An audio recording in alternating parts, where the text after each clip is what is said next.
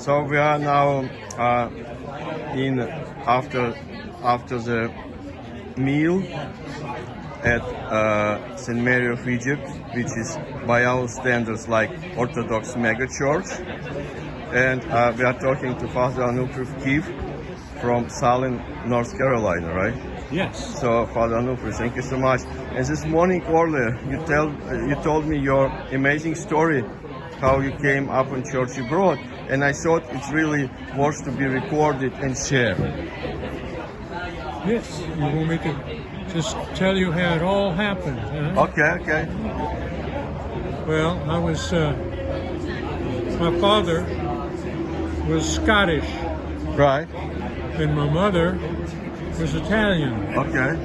Very American. So I'm in the Russian church now. Here it is.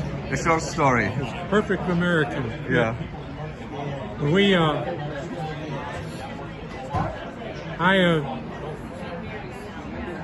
it's interesting, when I met my wife, I wasn't a real good Catholic at that time. I didn't go to church as often as I should. But it was kind of interesting because I went to a Catholic grade school and a Catholic high school. Okay. And the Catholic high school was a military school, and it was just all boys. So they thought they had good control over us. No. But after that, I said, that's enough Catholic education for me. So I've had enough. So after we had gotten married, I decided I'd like to go back to school. And I'd like to go back for architecture. So I applied. We were in North Carolina. I applied to North Carolina. I applied to University of Virginia. Got turned down.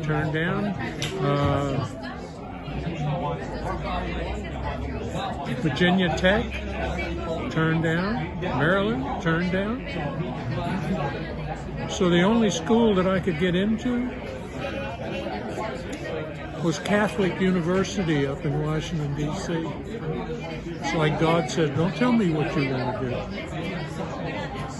So my wife is a good Jewish girl, and I met her when I was working it was a catalog house. So our first marriage, I was married 3 times. The first marriage was to her, and we were married by a rabbi. Then she decided that she wanted to become Roman Catholic. So we were remarried by a Roman Catholic priest. And then I said, after finding out more about Orthodoxy, I said, we're going to become Orthodox. And she said, I'm not going to become Orthodox just because you tell me. God's going to have to tell me. And I said, well, that's fine. I don't have to work anymore. So after a month, she said she was ready to become Orthodox. So we did that. It's been a wonderful life since then. When was it? That was, the year 78. And then we had a daughter. We had one daughter. You mean your last marriage in the Orthodox Church, 78? 78. Uh-huh. So we had one daughter. Okay. 79. And we have 5 grandchildren now. And that's wonderful. Really appreciate that. But I was, when we came into Orthodoxy, I came in with one other family. There were just 2 families out of a community. We were all in a community together in Virginia Beach, Virginia. Mm-hmm. And the community had about 180 some people. It was a community that was patterned after a community in Baltimore. All of the other communities had a Roman Catholic priest as part of the community, so it was a sacramental community. But where we were, the bishop would never give us a priest. So my good friend and myself, he's now Father Seraphin Stevens, who's in Virginia Beach. He and I both realized at that point that this community that we had, the best it's going to be is another Protestant church. Right. So we said, let's go look for the real church. And we were watching a group in Ben Lomond, California, who were from Campus Crusade for Christ, who actually came in to the Orthodox Church. They called themselves the AEOM, the American Evangelical Orthodox Church. The only problem was they weren't Orthodox. So they wanted to become Orthodox, and they went to Greece, and they returned. The patriarch wouldn't even see them. They came back. Metropolitan Philip from the Antiochian Church heard about them, and he brought them in. And when we heard that, we followed them in to the Antiochian Church. And it was wonderful. I would travel up to, I was a subdeacon, I would go up to Bethesda, Maryland. That was the closest Antiochian church at that time.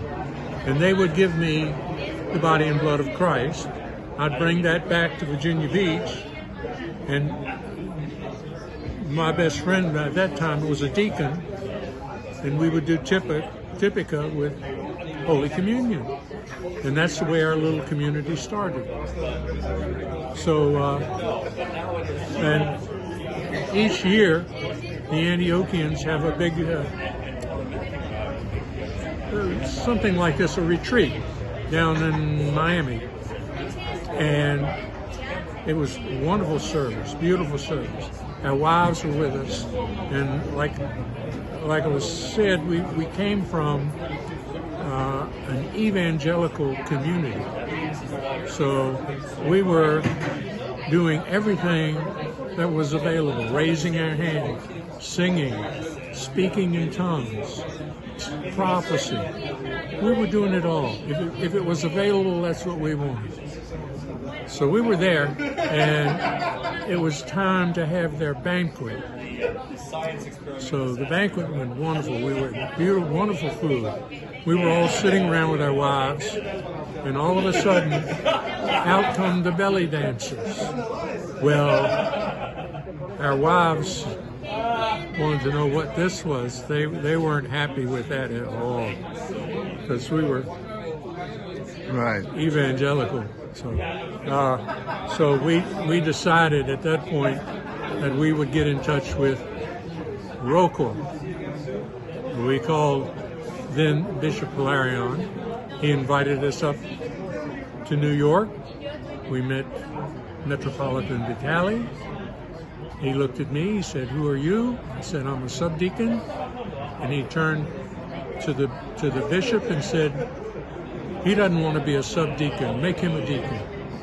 So that's how I became a deacon.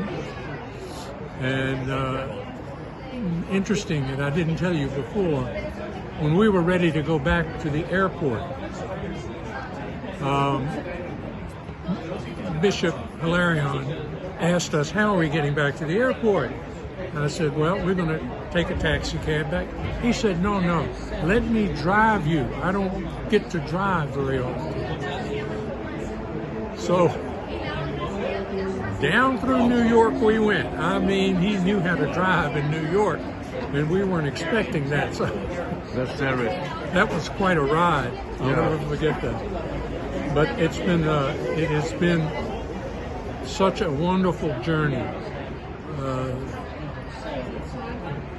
Bishop Gabriel at the time, he said, "I'm going to make you a priest, not because you know all of the theology, but because you have a heart for the people."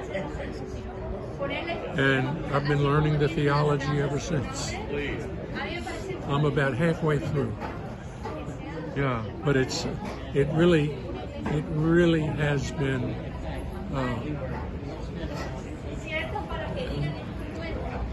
words are hard to describe the feeling.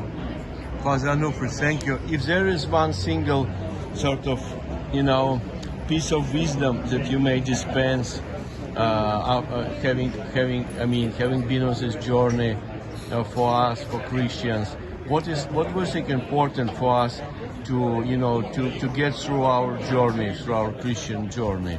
What do you think is important? What helps us to stay on track? What does help us to stay on track? Father Nicholas Peccatorus, Okay. who was the first rector of St. John the Baptist, Right. he said to me, learn to be quiet. Learn to be quiet. And my wife went up